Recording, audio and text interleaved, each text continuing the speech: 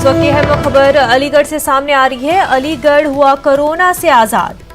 Corona positive मरीज की दूसरी रिपोर्ट आई नेगेटिव। आपको बता दें अलीगढ़ में अब कोरोना का एक भी केस नहीं है। काफी अहम खबर और काफी अच्छी खबर, अलीगढ़ कोरोना से आजाद हो गया है। कोरोना पॉजिटिव मरीज की दूसरी रिपोर्ट नेगेटिव आई है। अलीगढ़ में अब कोरोना का एक भी केस नहीं है। इस वक्त की अहम और बेहद अच्छी खबर अलीगढ़ से, अलीगढ़ कोरोना से आजाद हो गया है। अलीगढ़ में अब कोरोना का कोई केस नहीं है। कोरोना पॉजिटिव मरीज की दूसरी रिपोर्ट नेगेटिव आई है।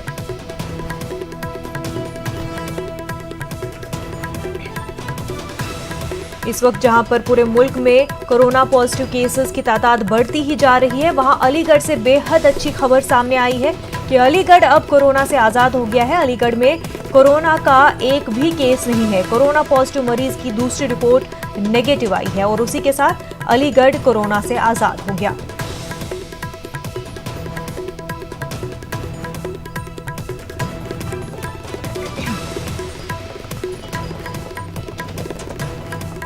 तो नाजरीन, जहां से मुल्क के हर रियासत से, हर जगह से खबरें आ रही है कि कोरोना पॉजिटिव मरीजों की तादाद बढ़ती जा रही है।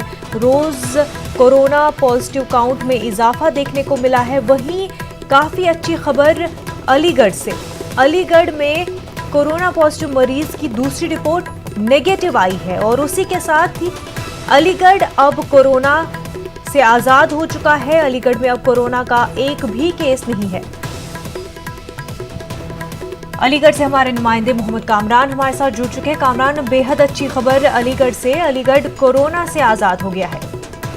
जी मुनज़्ज़म, मैं आपको बता दूं, अलीगढ़ के अंदर गुज़िश्ता दिनों एक मस्जिद है यहाँ शहर के अंदर, फैज मस्जिद, वहाँ पर जो जमाती आए थे उनको क्वारंटाइन किया गया था और जब उनकी जांच हुई थी तो उसमें एक इमरान नामी शख्स था जिसकी कोरोना की रिपोर्ट जो है वो पॉजिटिव आई थी, तो उसको फौरन एक जगह पे क्वारंटाइन किया गया था। उसका इलाज चल रहा था।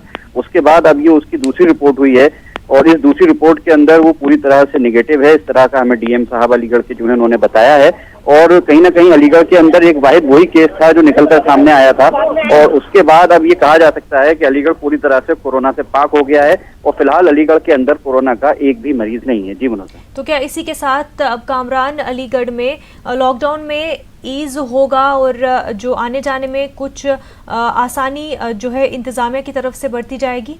देखिए, अभी इस तरह की कोई पहल नहीं की जा सकती क्योंकि जिस तरह से वजीर आजम ने कहा है कि अभी 20 अप्रैल तक किसी भी तरह की कोई सहूलत नहीं दी जाएगी। तो अलीगढ़ के अंदर जो सहूलतें आवाम को मिल रही थी वो बदस्तूर जारी हैं। जिस तरह से सुबह 6 बजे से और 10 बजे के बीच में लोग आमद-ओ-रफ्त कर सकते हैं और थोड़ा जो जरूरियात जिंदगी की चीजें हैं उनको खरीद फरोख्त कर सकते हैं। वहीं एक चीज ये है कि ये चाहिए वाज़ेह करता चलूं कि ये जो शख्स इमरान है इसका भी ताल्लुक अलीगढ़ से नहीं है। ये फिरोजाबाद का रहने वाला था और अलीगढ़ जमात के में आया हुआ था, तो इसका ताल्लुक जो है अलीगढ़ से कतई नहीं था और ये जमात में अलीगढ़ आया था और तकरीबन 30 मार्च को इसको यहाँ पे क्वारंटाइन किया गया था, जो उसके बाद से ये रेगुलर क्वारंटाइन था।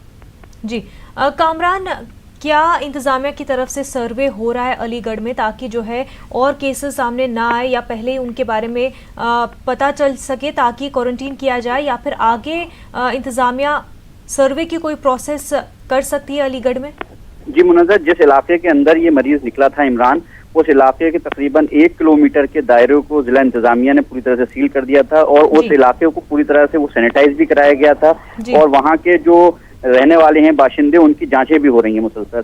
और वहीं साथ में जो ये जमात थी, जमात 12 लोगों पर मुश्तमिल थी। इस जमात में एक इमरान जो था वो पॉजिटिव था और बाकी जितने भी जमाती थे वो सब नेगेटिव थे। तो कहीं ना कहीं ये भी है और इन दिनों में जितने दिन ये जमात इस इलाके के अंदर रही और इन्होंने यहाँ पर जिन लोगों से भी तबलीग की और जिन लोगों से भी मुलाकात की, उन लोगों को भी ढूंढ कर उनकी जांच कराई जा रही है। तो कहीं ना कहीं उस पूरे इलाके को सैनिटाइज कर दिया गया है, क्वारंटाइन कर दिया गया है, सील कर दिया गया है और उस इलाके के लोगों की मुसलसल जांच हो रही है। मगर अच्छी बात यह है कि ज्यादातर सभी जो रिपोर्टें आ रही हैं वो सब नेगेटिव आ रही हैं। बिल्कुल कामरान, बेहद शुक्रिया आपका तमाम तर तफसीलात के लिए।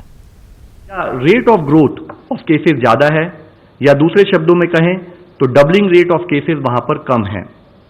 आज उसी संबंध में कैबिनेट सेक्रेटरी साहब की अध्यक्षता में सभी स्टेट के chief secretaries, DGPs, health secretaries district collectors, superintendent of police, municipal commissioners और चीफ मेडिकल ऑफिसर्स के साथ एक डिटेल्ड वीडियो कॉन्फ्रेंस ली गई थी, जिसमें हमने मुख्यतः उन्हें हॉटस्पॉट्स और कंटेनमेंट स्ट्रैटेजी से रिलेटेड डिटेल बताते हुए कंटेनमेंट स्ट्रैटेजीज फील्ड लेवल पर कैसे इंप्लीमेंट करनी है उसके बारे में फिर से एक ओरिएंटेशन एक्सरसाइज की है।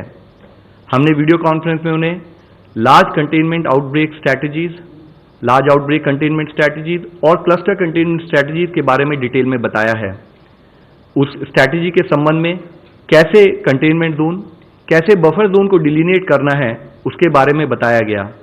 कंटेनमेंट जोन में किस तरीके से proper parameter mapping, clear exit और एंट्री पॉइंट डिफाइन किए जाएं उसके बारे में विस्तृत चर्चा की गई। वहां पर जो हमारी कंटेनमेंट जोन होगी, एक्सेप्ट फॉर एसेंशियल सर्विसेज, बाकी कोई भी मूवमेंट और एक्टिविटीज को रेस्ट्रिक्ट किया जाएगा। कंटेनमेंट जोन में स्पेशल टीम्स के द्वारा केसेस की एक एक्टिव सर्च की जाएगी। वहां पर सैंपलिंग क्राइटेरिया के तहत सैंपल्स कलेक्ट किए जाएंगे और उन सैंपल्स की टेस्टिंग की जाएगी।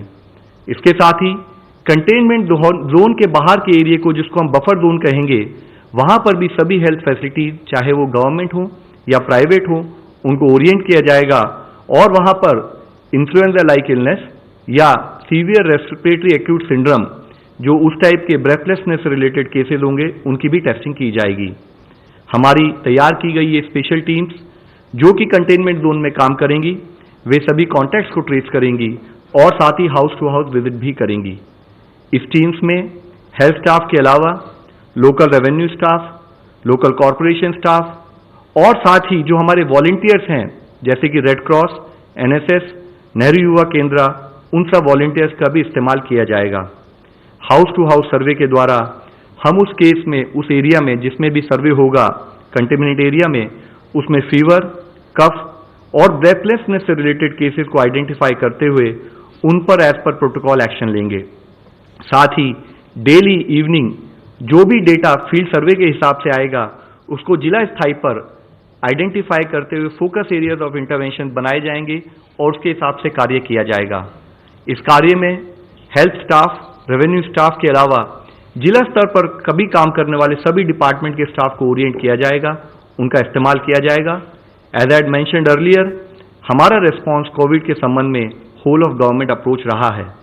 इसके साथ ही जिलों को बताया गया है कि वे कोविड डेडिकेटेड हॉस्पिटल्स बनाएं, माइल्ड केसेस के लिए Covid care centres, severe cases के लिए जिसमें ऑक्सीजन सपोर्ट फैसिलिटी उपलब्ध हो उसके लिए कोविड हेल्थ सेंटर्स, और क्रिटिकल केसेस जहां पर वेंटिलेटरी सपोर्ट भी उपलब्ध हो उसके लिए कोविड हॉस्पिटल्स बनाए जाएं। हमने उनको specially clinical management of positive cases के बारे में फोकस करने के लिए कहा है। अर्ली आइडेंटिफिकेशन और proper clinical management is actually a major key in terms of effective patient management. हमने उनसे कहा है कि एम्स की जो कॉल सेंटर को हमने बनाया है उसका इस्तेमाल करते हुए पेशेंट का clinical management as per protocol हो और पूरा यत्न किया जाए कि कोई भी पेशेंट, कोई भी केस हमारा फेटैलिटी में कन्वर्ट ना हो। हर केस को जिला स्तर पर, सीनियर स्थाई पर day to day clinical management के लिए मॉनिटर किया जाए। जिले को फार्मास्यूटिकल इंटरवेंशन, जैसे कि जो हमारे रिस्क केसेस होते हैं उनके लिए HCQ, हाइड्रोक्सिल क्लोरोक्विन के अलावा नॉन फार्मास्यूटिकल इंटरवेंशंस के रूप में social distancing, hand washing etiquettes को भी प्रमोट करने के लिए कहा गया है।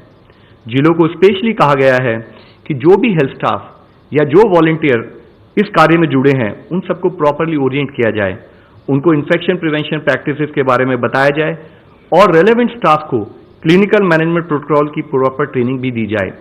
इसमें उनसे ये भी कहा गया है कि हमें केसेस के आने की वेट नहीं करनी है, हमें टीम्स पहले से बना के उनको ओरिएंट कर रेडी रखना है। उनसे कहा गया है कि इसके लिए संबंधित online training material iGOT platform पर उपलब्ध है, उसका इस्तेमाल किया जाए।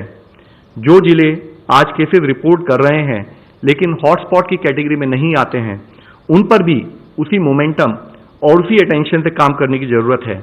ये हमारे पोटेंशियल हॉटस्पॉट्स हो सकते हैं, वहां पर भी क्लस्टर कंटेनमेंट प्लान के हिसाब से कार्य किया जाए। हाँ, वहां पर भी हमारा फोकस हो कि हम कॉन्टैक्ट ट्रेसिंग करें, सर्वेलेंस करें, क्लिनिकल मैनेजमेंट पर ध्यान दें ताकि इन इलाकों में भी चेन ऑफ ट्रांसमिशन को ब्रेक कर सकें। साथ ही जो हमारे नॉन इफेक्टेड जिले हैं वो नॉन इफेक्टेड ही रहें, उन पर कार्य करने की जरूरत है। वहां पर हमें कम्युनिटी से एंगेज करते हुए अपना हेल्थ इंफ्रास्ट्रक्चर अपडेट करना है। कोविड डेडिकेटेड हॉस्पिटल जल्दी से जल्दी बनाने हैं और उनके साथ ही ILI that is influenza like illness और सारी सीवियर एक्यूट रेस्पिरेटरी इलनेस की मॉनिटरिंग करनी है, उनसे रिलेटेड टेस्टिंग करनी है। हमारा एफर्ट रहे कि इन जिलों में कभी भी कोई केस ना आए। हमें ये सारे कार्य कम्युनिटी को जोड़ते हुए, कम्युनिटी को साथ लेते हुए करना है। जैसे कि मैंने इससे पहले भी आप सबको कहा है, रिक्वेस्ट की है कि हमारे पूरे एफर्ट्स शुरू से ही समस्त समाज और संपूर्ण सरकार को मिलकर कार्य करने से रहे हैं। हमें सभी जिलों को कहा है कि वो एक जिले लेवल पर क्राइसिस मैनेजमेंट प्लान फॉर कोविड-19 बनाएं। जिलों को कहा गया है कि एक की फेलियर पूरे देश की फेलियर का कारण हो सकता है, इसलिए जरूरी है कि कंटेनमेंट प्लान पूरे देश में हर जिले में यूनिफॉर्मली इंप्लीमेंट हो। सबकी इंडिविजुअल सक्सेस ही देश की सक्सेस का कारण बनेगी। हमें कॉन्स्टेंटली अलर्ट पर रहना है और हर तरीके से इस बैटल में सक्सेसफुल होना है। धन्यवाद। Representative of TMHA please. Joint secretary Lav Agarwal media से खिताब कर रहे थे। नाज़रीन, पूरे मुल्क में कोरोना का असर बढ़ता ही जा रहा है। लॉकडाउन का दूसरा फेज शुरू हो चुका है। कितना कारगर साबित होगा और पूरे मुल्क में कोरोना के कितने पॉजिटिव केसेस हैं, क्या कुछ अपडेट है, मैजिक वॉल के जरिए जानने की कोशिश करेंगे। हमारे साथी अबू हुरैरा मैजिक वॉल के साथ हमारे साथ जुड़ चुके हैं। जी अबू हुरैरा। जी मुनज़्ज़ब, बहुत शुक्रिया। और जाहिर सी बात है कि मुल्क में लगातार कोरोना के मामले बढ़ते ही जा रहे हैं, रोज़ बरोज़ इसमें इजाफा होता जा रहा है। बहुत जल्दी हम अपने नाजरीन को कोरोना वॉल के ज़रिए बताने की कोशिश करेंगे। जी हाँ, ये वही मैजिक वॉल है जिसके बारे में मुनज़्ज़ब बता रही थी, लेकिन इस वक्त ये कोरोना वॉल है जहाँ पर कोरोना को लेकर क्या कुछ हालात हैं मुल्क के, वो हम आपको यहाँ पर एक तरह से बताने की कोशिश करेंगे। और ख़ास तौर से अगर हम सबसे पहले हिंदुस्तान की बात करते हैं तो हिंदुस्तान के इस नक्शे पर एक नज़र डालिए। अलग अलग मुख्तलिफ रंगों के ज़रिए और कलर के ज़रिए हम आपको बताने की कोशिश कर रहे हैं। जो मैरून कलर है वो ये बताने के लिए कि ये सबसे ज़्यादा मुतासिर इलाके हैं। इसके अलावा रेड कलर या लाल रंग की अगर हम बात करें तो ये कम मुतासिर है, जिसमें महाराष्ट्र और इसी तरह से दिल्ली के ये तमाम रियासतें आती हैं। और येलो कलर की अगर हम बात करें तो ये कलर बताता है कि यहाँ पर 100 से 250 के बीच एक तरह से मामले अब तक सामने आ चुके हैं। लेकिन इसी तरह से अगर हम बात अब तक के अपडेट की करें, पूरे हिंदुस्तान में कितने केस आए हैं, तो कंफर्म जो केस हैं इनकी तादाद अभी तक तकरीबन 11,500 से ज़्यादा है। इसी तरह से एक्टिव केसेस की अगर हम बात करें तो ये तकरीबन 10,000 के करीब हैं और 13,000 से ज़्यादा मामले जो हैं वो एक तरह से रिकवर्ड हो चुके हैं। और अगर हलाकतों की बात करें तो तकरीबन 400 के करीब अब तक हलाकतें मुल्क में कोरोना वायरस को लेकर हो चुकी हैं। तो कुल मिलाकर कोरोना वॉल्स के जरिए हम यही समझने की कोशिश कर रहे हैं कि पूरा मुल्क धीरे धीरे अब एक तरह से कोरोना वायरस की लपेट में आ चुका है। और ख़ास तौर से अगर हम कुछ उन रियासतों की बात करें जहां पर ये ज़्यादा इसके एक तरह से वाक़यात आए हैं, तो यहाँ पर सबसे ज़्यादा हम देख पाते हैं कि वो 5 रियासतें जो सबसे ज़्यादा कोरोना से मुतासिर हैं, हिंदुस्तान की 5 रियासतें, जिसमें सबसे पहला नाम महाराष्ट्र का आता है। इसके अलावा दिल्ली की अगर हम बात करें, तमिलनाडु, राजस्थान और मध्य प्रदेश, ये 5 रियासतें हिंदुस्तान की ऐसी हैं जो सबसे ज़्यादा कोरोना से एक तरह से मुतासिर हैं। और हिंदुस्तान के नक्शे पर उन रियासतों को आप एक तरह से देख भी सकते हैं। और ख़ासतौर से अगर हम महाराष्ट्र की बात करें तो हिंदुस्तान में महाराष्ट्र एक ऐसी रियासत है जहां पर सबसे ज़्यादा मामले अभी तक सामने आए हैं और रोज़ बरोज़ उसमें एक तरह से इजाफा होता जा रहा है। तो महाराष्ट्र का ये जो खित्ता है, ये जो रियासत है, एक तरह से सबसे ज़्यादा कोरोना वायरस से मुतासिर है। अगर ख़ासतौर से महाराष्ट्र की हम बात करते हैं, यहाँ पर अब तक 2800 से ज़्यादा मामले कोरोना वायरस के सामने आ चुके हैं। और इसके अलावा अगर हम बात करें तो अभी तक तकरीबन 2300 से ज़्यादा एक्टिव मामले महाराष्ट्र में हैं। सीधे हम महाराष्ट्र का ही रुख करेंगे क्योंकि इस वक्त महाराष्ट्र से जुड़ी हुई, कोरोना वायरस से जुड़ी हुई एक बड़ी खबर आ रही है। हम आप तक पहुँचा दें कि ख़ास तौर से महाराष्ट्र की अगर हम बात करते हैं तो यहाँ से जुड़ी हुई एक बड़ी खबर इस वक्त हमारे पास आ रही है कि महाराष्ट्र में कोरोना वायरस मुतासरीन की तादाद 2800 से ज़्यादा हो गई। जी हाँ, 2801 मामले सामने आ चुके हैं। पिछले 24 घंटों की अगर बात करें तो 117 नए मामले सामने आए हैं। मुंबई में सिर्फ 66 मामले और पुणे में 44 मामले पिछले 24 घंटे में सामने आए हैं। भयंदर और पुणे देही इलाके की बात करें तो यहाँ पर 2-2 मामले सामने आए, जबकि पुणे शहर, वसई और पिंपरी चिंचवड में एक मामला सामने आया है। तो महाराष्ट्र की हम जिस तरह से बात कर रहे थे, लगातार इजाफा होता जा रहा है महाराष्ट्र में कोरोना वायरस के मामलों में। 2800 से ज़्यादा मामले एक तरह से सामने आ चुके हैं और ये तादाद अब 2800 को एक तरह से क्रॉस कर गई है। सीधे हम इस वक्त अमित का रुख करेंगे। मुंबई से हमारे साथ हमारे नुमाइंदे अमित जुड़े हुए हैं। अमित, लगातार हम देख रहे हैं कि महाराष्ट्र में कोरोना वायरस के जो मामले हैं लगातार बढ़ते जा रहे हैं और ये तादाद 2800 को भी क्रॉस कर गई है। लेकिन निश्चित तौर पे अभी 117 नए मामले सामने आए हैं और मृतकों की संख्या हो चुकी है 178 पूरे महाराष्ट्र में। तो हालात जो है बद से बदतर होते जा रहे हैं। एक मैं आपको महत्वपूर्ण जानकारी दे दूं कि अभी अभी कुछ देर पहले जो है एक बेस्ट कर्मचारी की मौत हुई है। ये बेस्ट कर्मचारी जो है कोरोना पॉजिटिव पाया गया था। ये बेस्ट विभाग में, इलेक्ट्रिक विभाग में ये काम करता था और 1 अप्रैल को इसका पॉजिटिव आया था। उसके बाद इस कर्मचारी को मुंबई के एसआरवी अस्पताल में एडमिट किया गया था और इसकी जो मृत्यु हो चुकी है। क्योंकि हम देख रहे हैं कि जो एसेंशियल सेवाएं हैं उसमें बेस्ट विभाग कर्मचारी भी काम कर रहे हैं, तो ऐसे में बेस्ट विभाग के कर्मचारी की मृत्यु होना जो है एक बहुत बड़ी खबर है, बड़ी दुखद खबर है। तो लगातार मुंबई समेत जो है महाराष्ट्र के मामलों में जो है लगातार वृद्धि हो रही है, इजाफा हो रहा है और सरकार जो है बार बार इसकी रोकथाम के लिए कड़े कदम जरूर उठा रही है। लेकिन जो लोग हैं वो पूरी तरीके से सरकार के आदेशों की अवहेलना करते हुए जो दिखाई दे रहे हैं। हम अभी भी देख रहे हैं सड़कों पे जो लोग हैं वो घूम रहे हैं, दिशा निर्देशों का पालन नहीं किया जा रहा है। सरकार ने एक टास्क फोर्स कमेटी भी बनाई है, आरोग्य विभाग ने भी कुछ कमेटी बनाई है जो बढ़ते हुए मामलों को देखेगी और इससे रोकथाम के उपाय और सुझाव जो है वो सरकार बिल्कुल। लेकिन अमित, सबसे ज्यादा तशवीशनाक मुंबई और खासतौर से अगर हम पुणे की बात करें तो इन 2 शहरों में लगातार हम देख रहे हैं कि जो नए मामले हैं, नए केसेस जो हैं वो लगातार बढ़ते जा रहे हैं और खासतौर से मुंबई की अगर हम बात करें तो मुंबई में ही सरकार या इंतजामिया जो है वो कंट्रोल नहीं कर पा रहा है। देखिए अबू 2801 जो मामला हुआ है अभी तक महाराष्ट्र में, उसमें से मुंबई में 1756 मामले हैं। 178 जो डेथ हुई है पूरे महाराष्ट्र में उसमें से 112 डेथ जो है सिर्फ मुंबई में हुए हैं। तो ऐसे में मुंबई के हालात जो है वो काफी खराब जो है बन रहे हैं। लगातार जो है लोगों को जो है प्रिकॉशनरी जो लेने के लिए जो कहा जा रहा है, लोग कहा जा रहा है घर से बाहर ना निकलें, मास्क लगा कर निकले, अगर जरूरत हो तो ही घर पे निकले। लेकिन आदेशों की धज्जियां जो है वो भी लगातार जो है वो दिखने को मिल रही है। एक जानकारी मैं आपको दे दूं, आपने पुणे कहा तो 2nd नंबर पे मुंबई के बाद पुणे का नंबर आता है, जिसमें अभी जो है 358 मरीज है। मैं आपको बताऊं 2800 में से 358 पुणे डिवीजन में है और 178 लोगों की जो डेथ हुई है उसमें से 38 लोगों की मृत्यु जो है वो पुणे डिवीजन में हुई है। तो कहीं ना कहीं मुंबई और पुणे महाराष्ट्र में सबसे बड़ा हॉटस्पॉट जो है वो बना हुआ है और सरकार लगातार कदम उठा रही। कर हमने देखा था कि उद्धव ठाकरे ने भी जो है जनता से संवाद के अंदर साफ तौर पे कह रहा है कि लोगों को वो किसी भी प्रकार की चिंता करने की जरूरत नहीं, खाली वो सरकार के आदेशों का पालन करें। तो उनके लिए हर चीज, चाहे अन्न की सुविधा हो, रहने की सुविधा हो, खाने पीने की सारी सुविधाएं हैं, वो हर चीज सरकार द्वारा मुहैया कराई जा रही। लेकिन अगर आदेशों का पालन नहीं हुआ तो कई कठोर नियम और लगाए जा सकते हैं। वहीं स्वास्थ्य मंत्री ने भी कहा है कि ये मत आप सोचिए कि 3 मई तक जो है अनाउंस हुआ है 3 मई तक ही रहेगा। अगर हालात ठीक न रहे, ऐसे ही बद से बदतर होते रहे तो जो डेट बढ़ भी सकती है।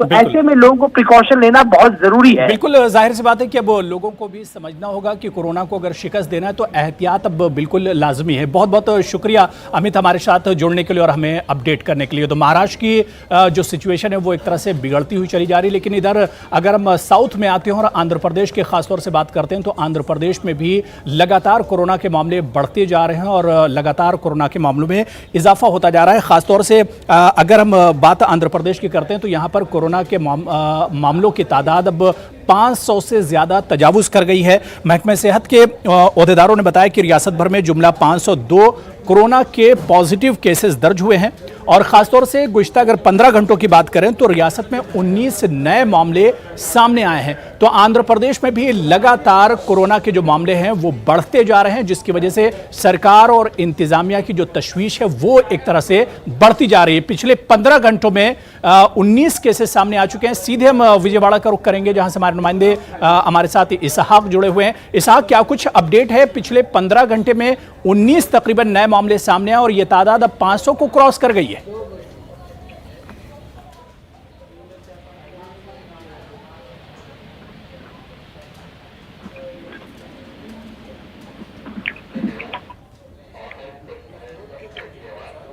इसहाक, आप तक मेरी आवाज आ रही है? हेलो जी इसहाक, मुझे सुन पा रहे हैं? हेलो इसहाक, आप मुझे सुन पा रहे हैं? हाँ हाँ। तो इसहाक, मेरा सवाल यही था कि आंध्र प्रदेश में भी लगातार कोरोना के मामले बढ़ते जा रहे हैं और ये तादाद 500 को क्रॉस कर चुकी है। हाँ जी, हाँ अभी देखा जाए तो आज सुबह जो हेल्थ बुलेटिन दिया गया है उसमें 502 का आंकड़ा दिया गया है, जिसमें जो 475 अभी एक्टिव में केसेस थे। इनके जो 16 केसेस जो है ना डिस्चार्ज हो गए थे और 11 लोग जो है ना हलाक हो गए। कल जो हलाक होने वाली की संख्या कल है 9 थी, आज 2 बढ़ गए 11 हो गए। और दूसरी तरफ जहाँ के गुंटूर में 118 केस हैं, जिनमें से 2 डिस्चार्ज होने के बाद 114 केसेस अभी बाकी है। वहीं देखा जाए तो कन्नूर में 96 और नेल्लूर में 54 और कृष्णा में 38 और प्रकाशम 41, वेस्ट गोदावरी ईस्ट गोदावरी में 50। बिल्कुल देखा जाए तो दूसरी तरफ देखा जाए तो लगातार पॉजिटिव केसेस जो है ना वो बढ़ते जा रहे हैं। और जो अभी तक जो है ना लगभग गवर्नमेंट के हिसाब से 12,000 लोगों को टेस्ट करवाया गया है। बिल्कुल इसहाक, यानी लगातार एक सरकार और इंतजामिया की तशवीश बढ़ती जा रही है, क्योंकि आंध्र प्रदेश में लगातार ये मामले बढ़ते जा रहे हैं। बहुत बहुत शुक्रिया, आप नज़र बना रखिए इसहाक हमारे साथ जुड़ने के लिए। तो हिंदुस्तान के खासतौर से अगर हम बात करें तो मुख्तलिफ रियासतों में, खासतौर से महाराष्ट्र, दिल्ली, आंध्र प्रदेश, तेलंगाना, ये ऐसी रियासतें हैं जहाँ पर लगातार कोरोना के मामले बढ़ते जा रहे हैं। और कोरोना वॉल के जरिए भी यही हम समझाने की कोशिश कर रहे थे कि लगातार हिंदुस्तान पूरा मुल्क एक तरह से कोरोना वायरस की लपेट में आ चुका है और कहीं ना कहीं सरकार और इंतजामिया की तशवीश बढ़ती जा रही है। सीधे हम स्टूडियो चलेंगे मुनज़्ज़ा के पास। बिल्कुल अबू हुरैरा, बेहद शुक्रिया आपका। कोरोना वॉल के जरिए नाजरीन हम समझने की कोशिश कर रहे थे कि किस तरह से पूरे मुल्क में तेज़ी के साथ कोरोना के केसेस जो है वो बढ़ते ही जा रहे हैं। ब्रेक के बाद आपका खैर मकदम है नाजरीन। न्यूज़ 18 उर्दू की खबर ने एक बार फिर अपना असर दिखा दिया है। भोपाल गैस मुतासरीन को उनके इलाज के हक से महरूम किए जाने के मामले को न्यूज़ 18 पर दिखाए जाने के बाद हुकूमत ने फैसले को वापस ले लिया है। वाज़ेह है कि भोपाल मेमोरियल अस्पताल गैस मुतासरीन के इलाज के लिए तामीर किया गया था, लेकिन मध्य प्रदेश ने कोरोना वायरस के मरीजों के इलाज के नाम पर इस अस्पताल से गैस मुतासरीन को बाहर का रास्ता दिखा दिया था। गैस मुतासरीन ने इस मामले को लेकर हाई कोर्ट से रुजू किया था और आज ही इस मामले में वीडियो कॉन्फ्रेंसिंग के जरिए समाअत करते हुए जबलपुर हाई कोर्ट ने मरकज और रियासती हुकूमत को 21 अप्रैल तक जवाब दाखिल करने की हिदायत दी थी। हुकूमत ने अपने कदम को वापस लेते हुए अस्पताल को फिर गैस मुतासरीन के इलाज के लिए मखसूस किए जाने का अहकाम जारी कर दिया है। सूफी गुलकार सरफराज साबरी फराज ने कोरोना वायरस के हवाले से दुआया कलाम पेश किया है, जिसमें उन्होंने तमाम मज़ाहिब को एक साथ मुत्तहिद होकर कोरोना के खिलाफ जंग जारी रखने का पैगाम दिया है। वहीं उन्होंने लॉकडाउन पर भी रोशनी डाली है। अपने अशार में कहा है कि माशरती अलहदगी भी कोरोना का इलाज है।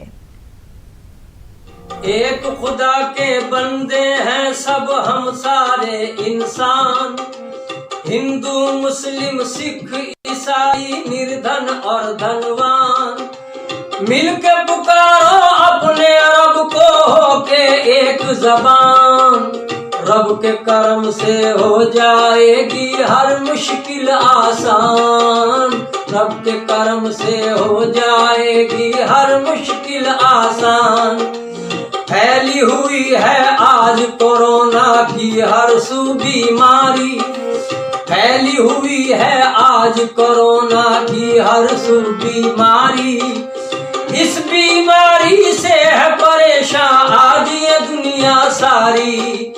अगर हमारे भारत में ये लॉकडाउन ना होता, बढ़ती भीड़ से शहर गांव में खतरा बढ़ता रहता। सोच समझ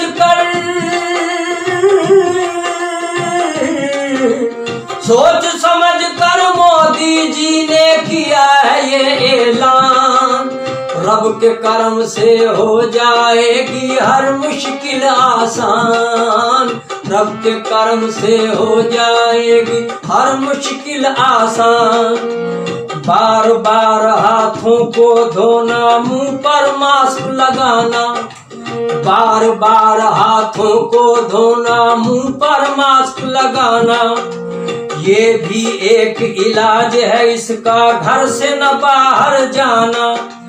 मत घबराओ, रात के बाद सवेरा भी होता है, सब कुछ फिर से अच्छा होगा मेरा दिल कहता है। दूर करेगा वो बीमारी, दूर करेगा वो बीमारी, उसकी बड़ी है शान। रब के करम से हो जाएगी हर मुश्किल आसान, रब के करम से हो जाएगी हर मुश्किल आसान। मेरे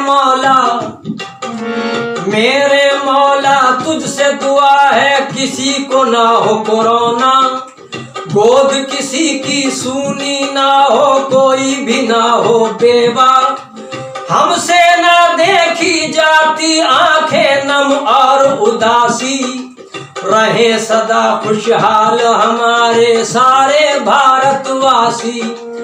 हमसे नहीं देखी जाती आंखें नम और उदासी, रहे सदा खुशहाल हमारे सारे भारतवासी।